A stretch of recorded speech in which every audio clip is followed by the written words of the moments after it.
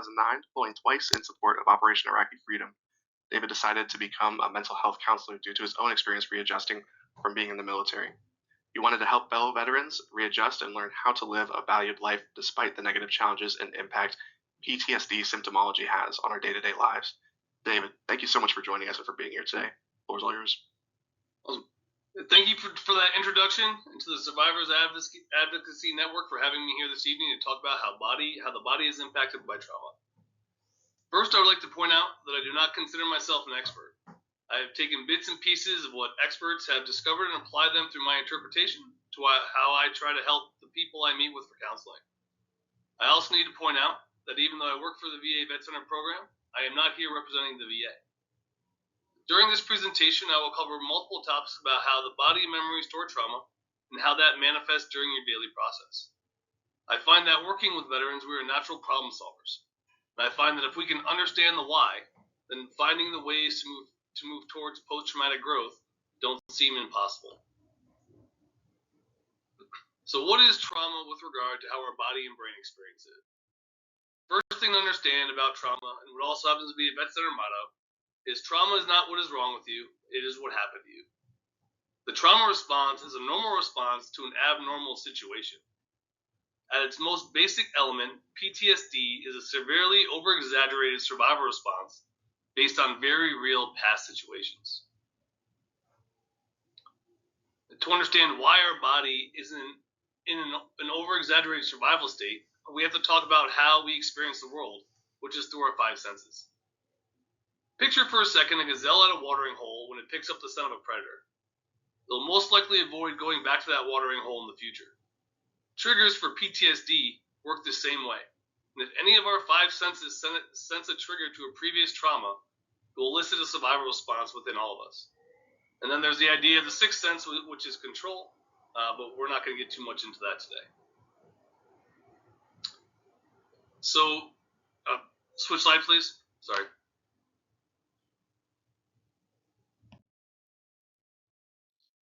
So what is trauma? Trauma is not the event, it's what happens inside the nervous system when the survival is threatened. The brain has three priority systems: survival, emotion, logic, and language. During trauma, logic goes offline, and the survival system takes over where the body is making decisions. A few key points.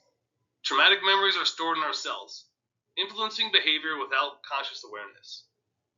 The brain encodes the trauma without giving it language.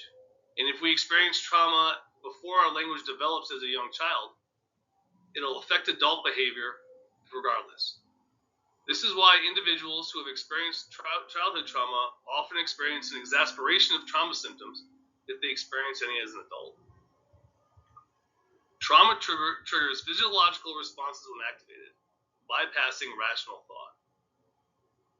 In the quiet moments between conscious thought, our bodies hold stories. These are not the narratives we deliberately recall, but rather the implicit memories etched into our cells. Memories that can suddenly resurface in response to a familiar scent, sound, or sensation, triggering reactions that seem to bypass rational thought entirely. Now, the biology of a trauma memory. The implicit memory system is where a lot of this happens. Traumatic memories are primarily encoded in implicit memory systems, particularly the amygdala and sensory cortex. Unlike typical audiographical memories, which are organized and coherent, trauma memories often lack explicit or temporal organization. This means they can manifest into intrusive sensations, vivid imagery, or emotional flooding rather than clear narratives. When we experience trauma, our bodies encode the experience through multiple pathways, beyond the conscious mind. Research increasingly shows that traumatic experiences create what psychologists call implicit memories, which are long-term unconscious memory that influence behavior and actions without intentional recollection, such as riding a bike on a previous experience rather than conscious thought. These memories don't simply reside in the brain, they permeate our entire physical being through several mechanisms. Now, the most important mechanism of all this is the amygdala. That is the emotional memory center. The amygdala plays a crucial role in processing emotional memories. particularly those associated with fear. Unlike the hippocampus, which matures more slowly, the amygdala develops earlier and creates powerful emotional memories that can persist even when explicit recall is impossible. This is one reason why trauma experienced in early childhood, even before the development of language or conscious recall, can still profoundly affect adult behavior and emotional responses. The body's chemical scripts. Trauma also writes its story through neurochemical changes. We experience extreme stress. Our bodies release stress hormones like cortisol and adrenaline, which help encode emotional memories more strongly. This process, defined evolutionary to help us remember dangerous situations, can become problematic when the system is overwhelmed by a trauma. When the past becomes present, trauma triggers. For those who have experienced trauma, seemingly meaningless stimuli can suddenly activate these cellular memories, creating flashbacks or emotional flooding. These responses also seem disappropriate to the current situation, precisely because they're not actually responses to the present, they're reactions to the implicit memories of past dangers. Dr. Bessel van der Kolk describes this phenomenon as the body keeping the score, the tendency for traumatic memories to be stored somatically and triggered physiologically. So those are memories stored in our body and triggered by our emotions. When triggered, the body reacts as if danger is present, initiating a cascade of neurological responses. The amygdala signals a threat, stress hormones flood the system, the rational prefrontal cortex becomes less active, and the body prepares for flight, or freeze. What makes these reactions particularly challenging is their nonverbal nature. Rather than emerging as a coherent narrative, they manifest in physical sensations, emotions, or behavioral impulses that seem to come from nowhere. A person might experience racing heart, muscle tension, or overwhelming emotional states without understanding why. One way to think about this is that the amygdala is a filter without rational thought. It simply takes our external stimulation, the external stimulus that we're experiencing through our five senses, encoding them as threatening or non-threatening, based off past experiences way before the rational part of our brain, the prefrontal cortex, even enters the conversation. Before trauma, the amygdala and the prefrontal cortex worked as a team.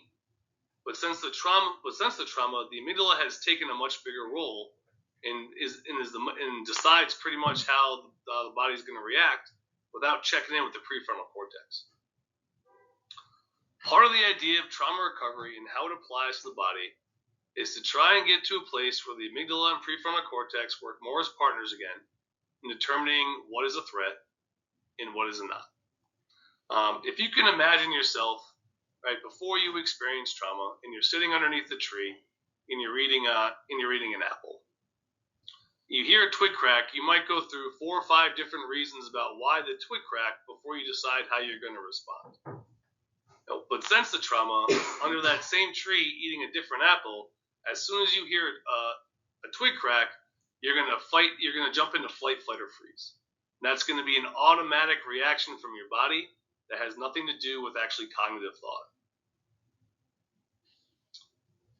Now the body stores trauma. Nervous system, explain Barney style. So how we store trauma is fight, flight, freeze, or fawn. Fight is anger or irritability. Flight is anxiety, restlessness, or avoidance. Freeze is numbness, shutdown, dissociation. And fawn is compliance, people-pleasing, and silence. Some key factors to kind of understand about military sexual trauma is that freezing, compliance, dissociation, or numbness are automatic survival responses, the same which you are trained for in combat situation. If you think of yourself as a statue, as you arrive to boot camp or OCS or for your military training, the military is going to take a sledgehammer to you, smash you into a million pieces, and build you back the way they want you to be. Not how you were before, but how they want you to be, and what's going to be most conducive for war. And one of the ways that they train you is they put you in an extended state of fight, flight, or freeze. And they do that because the only way that you can retrain the brain is when it's activated. If you think back to boot camp and how everyone's always screaming and yelling and there's always chaos, it's done on purpose so they can manipulate and train your brain to have it be the way they want it to be. So that way, when you're experiencing combat situations, you're not asking questions, you're not thinking, your body is simply reacting. And that gets into the concept of reacting versus responding, which we'll talk about in a little while. So the psychology of boot camp OCS puts you in that exaggerated survival state in order to help you survive and to train the brain. The brain in your body did exactly what it was designed to do in those situations, which was to keep you alive. And I just want to kind of make a point that the freeze and thaws are the most common in sexual trauma, and they do not mean consent. Your body was reacting how it thought it needed to react in order to keep itself alive. Body memory. Trauma is not stored as a story in the body. It is stored as muscle tension, heart rate patterns, hormones, and breath patterns. Common body areas where trauma is stored are jaws, chest, gut, pelvis, and the shoulders. The body keeps the score when the mind wants you to move on, which is a basic concept Bessel van der Kolk talks about in his book, The Body Keeps the Score. Another good one, if you're interested in this kind of, in the whole idea of how the body experiences trauma somatically, is Walking the Tiger by Peter Levine. It's important to remember that our physical responses do not equal desire or consent when we're experiencing a trauma. Next slide, please.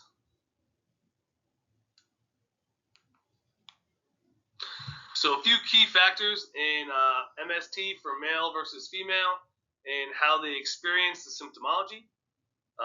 In females, they tend to internalize the symptoms, experiencing depression, anxiety, panic, eating disorder, self-harm. There are higher rates of dissociation, feeling unreal, disconnected, time loss, flashbacks. Women will normally experience these symptoms pretty early on. There are certain sexual functioning issues such as pain, avoidance, and a trauma-related arousal response. There's also heightened fear, safety concerns, startle response, and avoidance of men or authority figures. Next slide, please. For men, they tend to externalize symptoms in anger, aggression, risk-taking, substance use. Emotional suppression, such as feeling numb, detached flat affect, difficult naming emotions. For men, the symptoms are much more delayed than they find in female.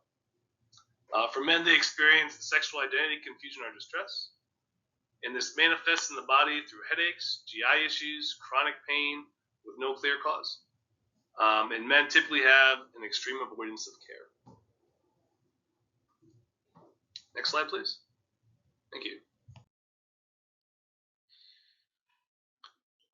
One way I like to teach people how to regulate themselves and manage PTSD symptoms to help move towards this idea of post-traumatic growth is a 5-step SOP, standing operating procedure, which I'm sure everybody in the military is very familiar with. I tend to think that as a veterans, if we understand the why, then learning the how to manage a problem becomes more realistic. That being said, it is my perspective that PTSD will impact us in one way or another for our entire life. It's about taking control back from our automatic responses and choosing our response. Earlier before, I talked about this idea of reacting versus responding. I'm going to touch more on that in a little bit. Before talking about the SOP, there are a few quotes I'll always bring up in my counseling sessions that I'd like to share with you. The first one is, the beginning of your story has been written, but the ending has not. Life is not about waiting for the storms to pass. It's about learning how to dance in the rain. And when it comes to the idea of control, I feel Viktor Frankl stated it best when he wrote, between stimulus and response, there's a space. In that space is our power to choose, and our response lies our growth and freedom. And for this whole idea of PTSD, the idea is getting comfortable trying to live in that space. So the first step of the SOP is recognition. If you can't recognize that anything's happening different in your body, then you don't know that you need to do anything. Now, as we were just talking about how our body manifests the trauma that we hold, there'll be certain signs in your body that you're starting to have a reaction to whatever is going on around you. And really kind of getting in touch with ourselves and our body and how it's reacting to whatever is going on around us is important for our ability to be able to recognize it. I hear a lot of people say it's impossible to recognize. It's like a light switch that just goes on and goes off, goes on and goes off. And at the beginning, 1,000% correct. Which is why doing this stuff, which is why doing this work, moving towards growth, post-traumatic growth, is not easy, and it takes work. But if you can learn the signs of recognition of your body and how when it's starting to experience this trauma, you're halfway towards being able to get a handle on it. That is the hardest part. Is just being with ourselves long enough to recognize that something's changing. The second step is breathing. And breathing sounds very basic, but is also the most important thing you can do to regulate your body and your nervous system when it's starting to feel out of line. There's a nerve in our body that runs from our gut all the way up our spine. It's called the vagal nerve. And a lot of experts believe that the vagal nerve has a great deal to do with stress. And when that nerve is vibrating, our entire nervous system is vibrating as well. And getting control of our breathing, getting control of the vagal nerve can help our brain slow down and can help us be more present with ourselves with what's going on around us. The third part to that is this idea of grounding. The idea of grounding is taking the focus off what's going on internally and placing it in the external world. As we had just talked about, we experience the world through our five senses. So our five senses is picking up something around us that is triggering our body to react. So trying to engage with our five senses in the moment to cause a disruption so we can take that objective step out of ourselves and analyze the situation. And a good way to ground yourself, right? There's three different ways to ground yourself: mental, physical, and soothing. One method that I like to teach that you can use anywhere, anytime, is called the 5, 4, 3, 2, 1 method. And it's 5 things you see, 4 things you hear, 3 things you smell, 2 things you physically feel, and 1 thing you taste. And when you're going through those, if you're going to try them out, I highly encourage you to make your mind look for not the obvious answers. Because keep in mind, what we're trying to do is create that distraction for our brain to take it off whatever the stimuli was that was triggering our PTSD, so we can take that objective step out of ourselves and move on to step 4, which is the mental karate. And the mental karate is just that. It's having that internal back and forth in our brain with ourselves about what the situation is, and trying to kind of talk ourselves down or de-escalate that survival narrative in our brain. Because a lot of times when we're feeling triggered, when we're going through this, it's a very one-sided conversation. And it's important that even if you don't agree with it, you have to invite the other side of the conversation into it. Because it could be that, the trigger you're picking up is 1,000% correct.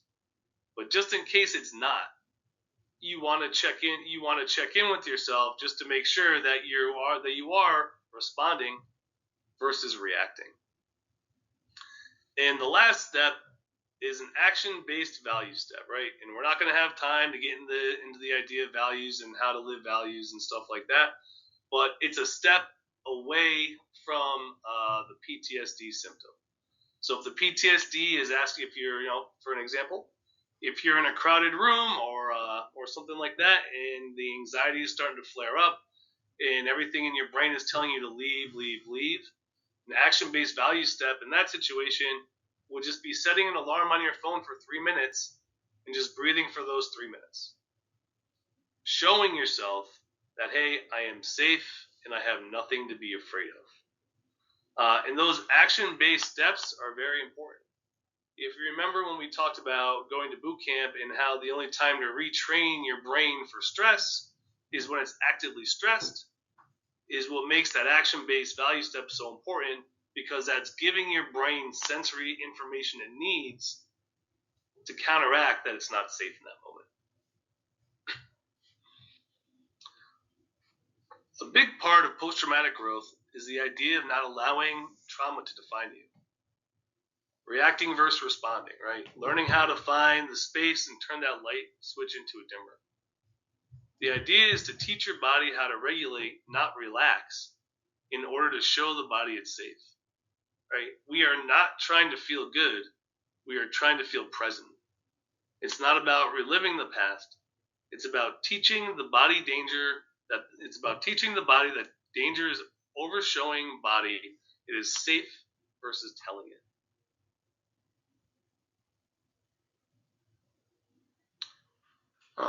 Now, for the next couple minutes, if anybody is interested, and I understand that if you might not want to do it, I would like to do a progressive muscle relaxation with the group. Just as a way, because we're talking about how the body stores body, and the progressive muscle relaxation exercise is a great way to kind of get in touch with your body and start to recognize if there are any certain areas that do hold stress. And this is also a good technique that you can use anytime, anywhere, to help relieve stress from that individual body part. Please note, if you have injuries such as back pain or knee pain, you should avoid tensing muscles that might affect that injury.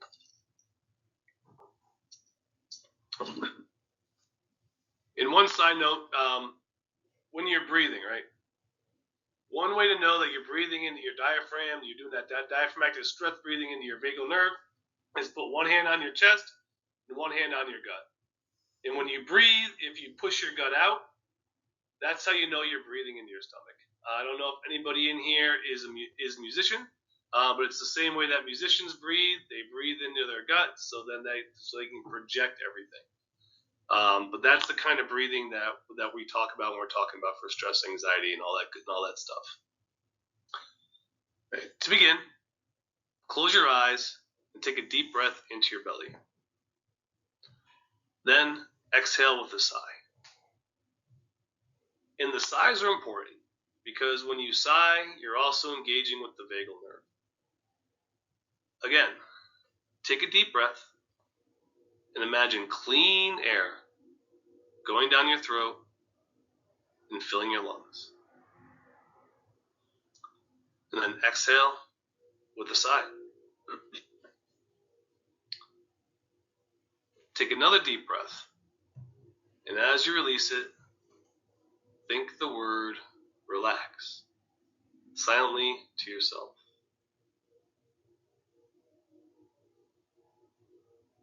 Allow your breath to be smooth and rhythmic. Inhaling and exhaling at a pace that is comfortable for you.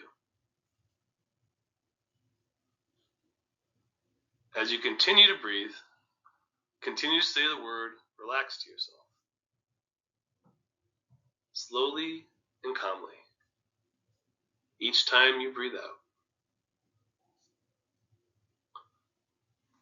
As you do this, imagine that the tension throughout your body begins to melt away. To begin, clench both your fists and bend your elbows, drawing your forearms and hands up towards your shoulders, tightening your biceps to do so. Hold the muscles in your hands and the arms tight, and notice the sensations of pulling discomfort and tightness. Hold the tension while you take a deep breath into your belly, and then slowly exhale as you release the muscles of your hands and arms. Let your hands and fingers relax completely. Let your arms become limp at your side or on your lap. Feel the sensation of relaxation as the tension drains away from your arms and hands and allows the muscles to become looser and looser.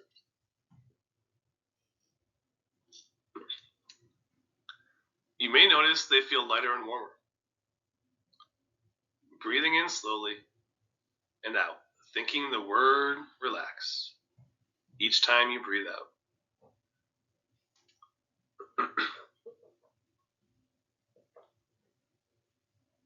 Relax your body now, bringing your attention to your face and tighten your forehead, the muscles around your eyes, and your jaw by squeezing your eyes tight. Clenching your jaw and wrinkling your forehead and nose, feel the wrinkling and pulling sensations across the forehead and the top of your head. Feel the tightness around your eyes and cheeks and the tension in your jaw. Hold that tension and take a deep breath into your belly. And then slowly exhale. As you let your face relax completely. Feel the muscles in your forehead becoming smooth and limp, the muscles of your cheeks and eyes softening, and your jaw relaxing. Let your lips part slightly, and let your jaw hang loose. Notice the tension melting away. Feel your muscles becoming softer, more relaxed, and feel the warmth and lightness that replaces the tension that was there before. Continue to breathe slowly and gently, thinking the word relax each time you exhale. Tighten your shoulders by raising them up, as if you're going to touch them to your ears, tensing without straining. Feel the tension in your shoulders, radiating down into your back and up into your neck and the top of your back. Hold that. Notice those sensations and take a deep breath into your belly. And then slowly exhale as you relax your shoulders. Let your shoulders droop down and let your neck relax completely, feeling very relaxed. Notice the contrast between the tightness you felt and the relaxation you feel now. Let your head relax as if there's nothing holding it except the support behind it. Feel the sense of relaxation around your neck and shoulders as you let the tension drain away. Continue to breathe slowly and deeply.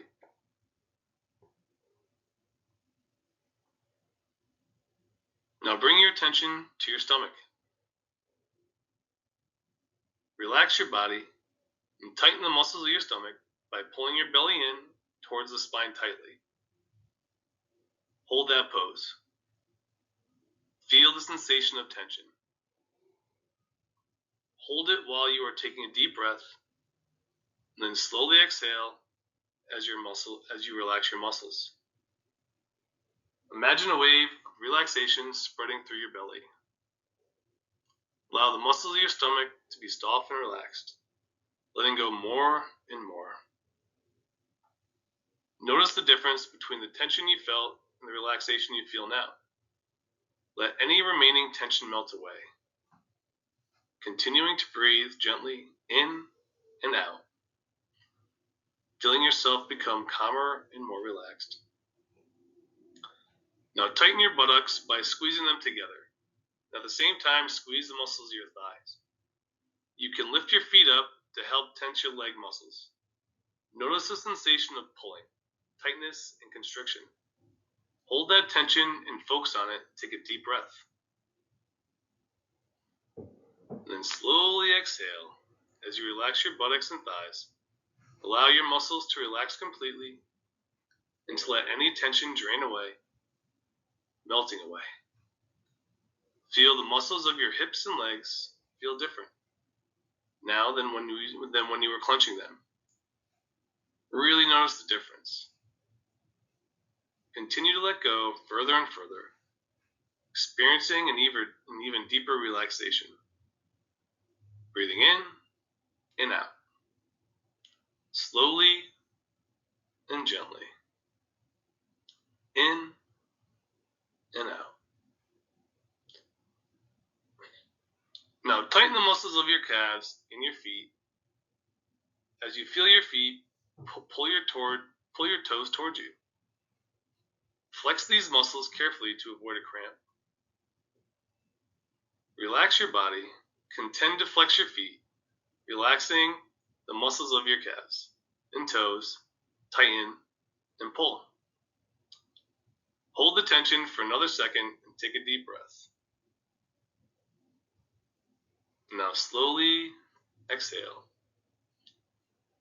Release as your muscles relax. Notice how the sensation of your calves and feet change, perhaps feeling softer or warmer or lighter.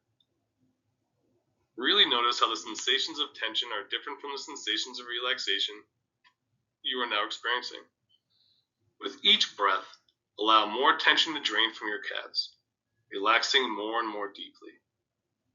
Continue to breathe slowly, thinking the word relax each time you exhale. Continuing to let any remaining tension drain away. Breathe in and out. In and out. Relax. Now that your whole body is feeling relaxed and comfortable, feel a sense of warmth and calmness spread over your whole body. Continuing to breathe naturally, smoothly, and steadily, letting the breath in and out. Slowly and regularly thinking the word relax each time you breathe out. Breathing in and out.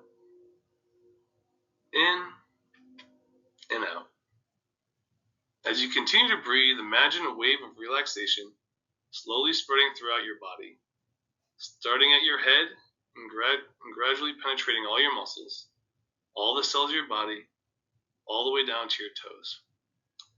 Allow yourself to relax completely, continuing to breathe slowly and smoothly, sinking into that feeling of relaxation and noticing how it feels, so you will be able to access it and recreate it later on your own. In a moment, I'm going to count from 5 to 1. As I do, you will gradually feel more and more alert. And when I get to 1, you feel alert and refreshed, and you're ready for the rest of your day. 5, 4, beginning to shift your body, feeling a bit more awake. 3, opening your eyes. 2, a bit more awake now. 1, now you're feeling refreshed and alert, relaxed and ready for whatever is next. I'd like to thank all of you for participating in the progressive muscle relaxation with me. I know that is not an easy thing to do, just be there with yourselves for a couple of minutes and just trying to focus on relaxation. I find that in my practice, it's very important to do one of the first or second times I meet somebody, because I find when hey, why don't you go home and try progressive muscle relaxation now? They always come back and say that they haven't tried it yet. So this is also my way of forcing people to meditate for the first time. So sorry about that. And this concludes my presentation on how the body holds trauma. Questions?